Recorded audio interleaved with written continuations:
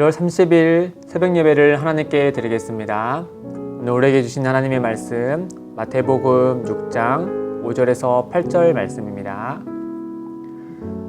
또 너희는 기도할 때 외식하는 자와 같이 하지 말라. 그들은 사람에게 보이려고 회당과 큰 거리 어귀에 서서 기도하기를 좋아하느니라. 내가 진실로 너에게 이르노니 그들은 자기 상을 이미 받았느니라. 너는 기도할 때 내 골방에 들어가 문을 닫고 은밀한 중에 계신 내 아버지께 기도하라. 은밀한 중에 보시는 내 아버지께서 갚으시리라. 또 기도할 때 이방인과 같이 중언부언하지 말라. 그들은 말을 많이 하여야 들으실 줄 생각하느니라. 그러므로 그들을 본받지 말라. 구하기 전에 너희에게 있어야 할 것을 하나님 너희 아버지께서 아시느니라. 아멘. 각 사람마다 저마다 듣고 싶은 말이 있는가 하며 또 반대로 듣고 싶지 않는 말이 있기 마련이죠. 예를 들어서 얼마 전에 명절이었는데 이 명절에 직장인들이 가장 듣고 싶지 않는 말 중에 몇 가지가 있다면 승진은 언제 하니, 또 돈은 잘 버니, 내가 듣기로는 다른 쪽이 더 유망하다던데 이런 말들을 굉장히 듣고 싶지 않다라고 하더라고요. 또 요즘에 학생들이 이제 방학이다 보니까 이 엄마들이 이제 듣고 싶지 않는 말 중에 하나가 엄마 오늘은 뭐 먹어, 이런 얘기라고 합니다. 아이들과 삼시세끼를 같이 하다 보니까 매일 어떤 식단을 골라야 될지 고민하고 있는 엄마에게 이 말은 좀 스트레스가 됐나 봐요. 어쨌든 사람마다 어떤 상황과 또 어떤 사람의 성격과 기질에 따라서 듣고 싶은 말이 있는가 하며 듣고 싶지 않는 말이 있기 마련입니다. 성경에도 보면은 하나님께서 기쁘게 듣는 기도가 있는 반면에 듣지 아니하시겠다라는 기도가 있다는 것을 발견하게 돼요. 듣지 아니하시겠다라는 기도 중에 크게 네 가지를 좀 살펴볼 수 있는데, 잠언서의 말씀처럼 기도는 하되 율법에 귀를 기울이지 않는 기도자들, 또 야고보서의 말씀처럼 의심하는 자들, 그리고 또 오늘 우리가 읽은 말씀 가운데 두 가지가 나오죠. 외식하는 자의 기도, 그리고 이방인과 같이 중언부언하는 자의 기도. 하나님이 이 기도를 듣지 아니하시고 기뻐하시지 않는다라고 말씀하고 있습니다. 오늘은 우리가 읽은 것처럼 이 두 가지 외식하는 자의 기도와 이방인과 같이 중언부언하는 기도를 어찌 하나님께서 듣지 아니하시는지, 또 우리는 이것을 통하여서 어떤 반면교사를 삼아야 될지 그 점에 대해서 잠시 살펴보면 좋을 것 같습니다. 먼저 외식하는 자의 기도가 어떤가 하며 5절에 보시면 그들은 사람에게 보이려고 회당과 큰 거리 어귀에 서서 기도하기를 좋아하느니라 라고 말합니다. 그러니까 기도를 하나님께 하는 것인데 그 하나님께 한다라고 하면서 궁극적으로 원하는 건 사람들에게 보이려고 기도를 한다라고 하는 것이죠. 예를 들어서 누가복음 17장에 보면은 예수님께서 이 바리새인의 기도와 세리의 기도를 통하여서 겸손한 자의 태도를 대해서 말씀해 주잖아요. 거기에 바리새인들이 어떻게 하냐면은 서서 하나님께 기도하기 이렇게 얘기한다고 합니다. 나는 다른 사람들 곧 토색, 불의, 간음을 하는 자들과 같지 아니하고 이 세리와 같지 아니함을 감사하나이다.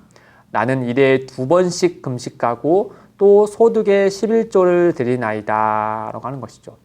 그러니까 그들은 하나님께 기도하는 것 자체보다는 자기의 기도라는 걸 통하여서 자기의 의를 드러내고 그것을 자랑하고 싶어 한다라고 하는 것이죠. 그러니까 기도 자체가 목적이 아니고 기도에 하는 자세를 통하여서 자기가 이룬 것을 통하여서 어떤 명성과 또 명예와 또 그런 자랑을 하고 싶어 한다라는 겁니다. 다른 말로 하면 하나님께 기도하는 듯 하지만 그들의 속내는 사람들의 귀에 대고 기도하는 것이나 다름없다라고 하는 것이죠. 그런 점에서 예수님께서 외식하는 자의 기도를 책망하시는 겁니다. 그런데 여기서 우리가 한 가지 주의해야 될 것은 단지 어떤 사람들 앞에서 기도하는 이 공적인 기도 자체를 예수님께서 책망하시는 것이 아니라는 것을 우리는 좀 주의 있게 기억해야 되는 것이죠. 우리가 공적인 자리에서 기도하더라도 하나님께 집중하여서 또 바른 자세로 기도한다면 하나님이 기뻐하십니다. 예를 들어서 성전을 완공한 솔로몬이 온 백성들 앞에서 하나님 앞에 기도하는 장면을 우리가 알고 있지 않습니까? 하나님은 그와 같이 하나님께 집중하여 공적인 자리에 있어라도 기도하는 자의 기도를 기뻐하신다라고 하는 것이죠. 그렇다면 우리가 이제 이 외식하는 자와의 기도를 넘어서 이제 우리는 어떤 기도를 해야 될 것인가? 6절에 예수님은 이렇게 우리에게 알려주십니다. 6절에 보시면 너는 기도할 때 내 골방에 들어가 문을 닫고 은밀한 중에 계신 내 아버지께 기도하라. 은밀한 중에 보시는 내 아버지께서 갚으시리라. 그러니까 시장 어귀에 서서 사람들에게 보이려고 기도하는 것이 아니고 오히려 내 골방에 들어가서 문을 닫고 하나님께 기도하라 라고 말하는 겁니다. 그러니까 하나님께로만 집중할 수 있는 공간에 찾아가서 그곳에서 기도하라는 것이죠. 이 골방이라는 것은 비단 몸이 따로 분리되어서 나만의 공간 또 사람들로부터 분리된 그런 특수한 공간만을 얘기하는 것이 아니라 우리의 생각과 마음도 다른 것의 생각에 의해서 다른 곳의 마음을 빼앗기지 말고 하나님께 집중하라라고 말씀하는 겁니다.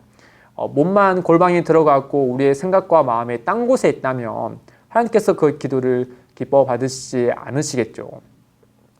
더불어서 이제 은밀한 중에 계시고 은밀한 중에 보시는 내 아버지께 기도하라는 것은 그 사람의 그 내면의 그 깊숙한 것까지도 다 아시는 하나님 앞에 어느 것 하나 숨기지 말고 속이려 들지 말고 정직하게 하나님 앞에 기도하라는 말씀입니다.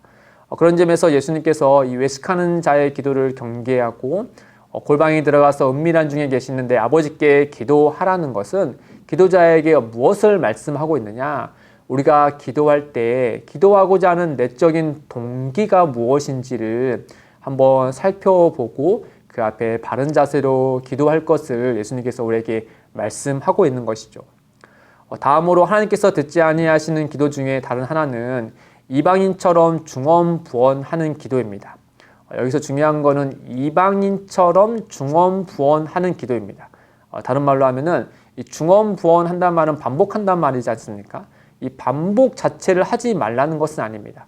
우리가 감정적으로 격하있고 또 그 기도의 제목이 간절할 때 우리의 마음 가운데 우러나올 때 정말 같은 말을 반복하게 되잖아요. 하나님은 그 반복하는 것 자체를 책망하시는 것이 아닙니다. 우리는 마음이 간절하면 간절할수록 간절하게 또 반복하여서 하나님께 기도할 때 하나님은 그것을 기뻐 받으시죠. 반면에 이방인처럼 중언부언하지 말라는 것은 바로 무엇이냐? 어떤 주문을 외우고 또 어떤 일정 수준의 노력과 공을 쌓으며 신이 자기의 뜻대로 움직일 것이다 라는 판단 속에서 하는 그런 이방인과 같이 중언부언하여서 기도하지 말라는 뜻입니다. 예를 들어서 열왕기상 18장에 보면은 갈멜산에서 엘리야와 바알 선지자들이 전투하는 장면이 있지 않습니까? 그때 바알 선지자들이 아침부터 저녁까지 막 소리를 지르고 주문을 외우고 또 몸을 자해하면서까지 바알 신에게 기도하잖아요. 근데 아무런 응답이 없지 않습니까? 반면에 엘리야는 여호와 하나님 앞에 단 한마디로 인해서 그 불이 떨어지고 응답을 받게 되죠. 이처럼 예수님께서 이방인과 같이 중언부언하지 말라는 것은 바알 선지자들 같이 그와 같이 주문을 외워서 어떤 일정한 노력과 대가를 통해서 신을 움직이려는 그런 어리석음을 행하지 말라라고 말씀하는 겁니다. 그러면 어떻게 기도해야 될까? 예수님은 8절에서 이렇게 진단하여서 우리에게 말씀하시죠. 그러므로 그들을 본받지 말라. 구하기 전에 너희에게 있어야 할 것을 하나님 너희 아버지께서 아시느니라. 하나님 아버지는 우리가 기도하여 구하기 전에 우리의 필요가 무엇인지 다 아시기 때문에 그러니 우리는 하나님 앞에 기도할 때 나의 어떤 노력을 내세워서 하나님께 기도하지 않아도 된다라고 우리에게 말씀해 주고 있는 겁니다. 사랑하는 성도 여러분, 오늘 말씀은 하나님께서 듣지 아니하시는 기도에 대해서 잠시 살펴보았으나 그렇다고 하여서 우리가 기도하는 것을 어려워하지 않아도 됩니다. 예수님이 우리에게 말씀하시는 것 중에 계속 반복되는 단어가 하나 있는데 그게 바로 무엇이냐? 아버지다라는 것이죠. 6절에서도 내 아버지께 기도하라. 내 아버지께서 갚으시리라. 8절에도 하나님 너희 아버지께서 아시느니라. 그리고 이후에 9절의 주기도문의 말씀에 보면은 첫 문장에 하늘에 계신 우리 아버지여 라고 하는 것이죠. 우리가 기도하는 우리의 기도를 들으시는 대상이 누구시냐? 예수 그리스도 안에서 우리를 자녀 삼아주신 하나님 아버지다라는 겁니다. 그러니 그 하나님 아버지와 기도하는 것은 어떤 내가 취할 것만 구하고 말고 하는 거래가 아니라 하나님과 친밀한 교제를 뜻하는 것이거든요.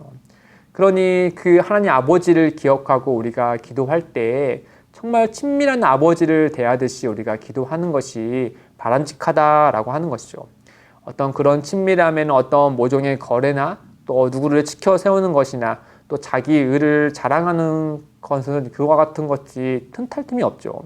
마치 화목한 가정에서 부모와 자녀의 관계를 상상해 보면은 이 부모와 자녀 간의 대화 가운데 어떤 살을 부딪히면서 살아가는 삶 가운데 그 사랑이 가득하기 때문에 다른 무엇이 틈탈 틈이 없지 않습니까?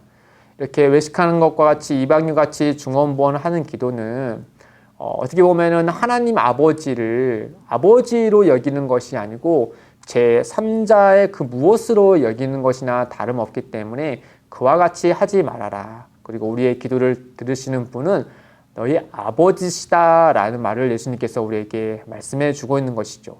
그렇기 때문에 우리는 하나님 아버지께 기도할 때 이렇게 하면 되고 이렇게 하면 안 되고 하면서 그것을 이론적으로 접근하기보다는 친밀하게 우리에게 다가오시고 또 자비와 사랑을 베풀어 주시는 그 하나님 아버지를 우리가 생각하고 그 아버지께 우리가 나아가면 된다라고 하는 것이죠. 우리가 그렇게 내 아버지께 나아갈 때 하나님은 우리의 기도하는 그 소리를 들으시고 또 우리의 기도에 대해서 응답해 주실 뿐 아니라 우리의 기도자의 그런 생각과 마음과 자세까지도 사랑으로 우리를 지도해 주셔서 정말 기도자로서 마땅히 있어야 할 그 자리로 우리를 인도해 주실 것입니다. 왜냐하면 우리를 사랑하시는 하나님 아버지이시기 때문이죠. 그 하나님 아버지를 기억하고 또 그 앞에 잠잠하게 기도하며 나아갈 수 있기를 주님의 이름으로 축복드립니다. 함께 기도하겠습니다. 하나님 아버지, 예수 그리스도 안에서 언제나 하나님께 기도할 수 있다는 사실이 너무나 감사합니다. 우리의 기도에 귀를 기울여 주시고 응답해 주시고 또 바른 길로 인도해 주셔서 감사합니다. 그러나 주님, 이렇게 감사한 일임에도 불구하고 우리는 연약하여서 하나님에 대하여 또 하나님을 대하는 자세에 대해 생각하지 않고 무심코 습관적으로 기도할 때가 참 많은 것 같습니다. 기도라는 것이 하나님과 교제하는 것이라는 사실을 우리가 기억하고 그에 맞는 마음과 자세를 가질 수 있도록 성령께서 우리와 늘 함께하여 주옵소서. 감사하며 예수님의 이름으로 기도드립니다. 아멘. 오늘도 두 가지의 기도 제목을 두고 함께 기도하겠습니다. 첫째, 외식하는 자와 이방인과 같이 기도하지 않게 하시고 하나님 아버지와 진심으로 교제하는 기도자가 되게 하옵소서. 둘째, 기쁨이 되는 교회가 기도하는 곳이 되게 하시고 누구나 기도할 수 있는 교회가 되게 하옵소서. 이를 위해 함께 기도하며 나아가겠습니다.